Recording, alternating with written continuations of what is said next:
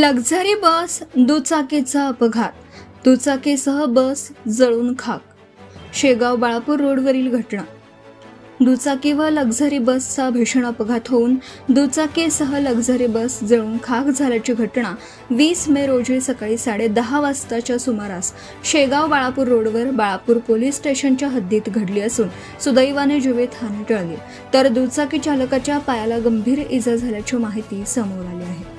मिळालेल्या प्राथमिक माहितीनुसार अकोला येथील सागर देशमुख पत्नीसह दुचाकीने शेगावकडे जात असताना शेगावकडून बाळापूरकडे येत असलेल्या लक्झरी बसचा भीषण अपघात झाला.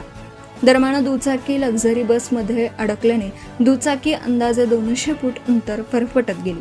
सुदैवाने जीवितहानी झाली नाही, परंतु दुचाकी चालकाच्या पायाला गंभीर इजा झाल्याची माहिती समोर आली आहे.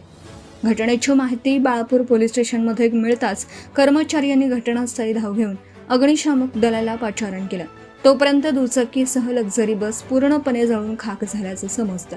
लक्झरी बसला आग लागल्याचं समजताच बसमधील प्रवाशांना तातडीने खाली उतरवून घेतलं, तसेच दुचाकीवर असलेल्या महिलेला सुद्धा दुखापत झाल्याचं कळतं. सत्यशोधक न्यूज चॅनलकरिता राजकुमार चिंचोळकर, बाळापूर तालुका प्रतिनिधी. Subscribe now and press the bell icon. Never miss an update.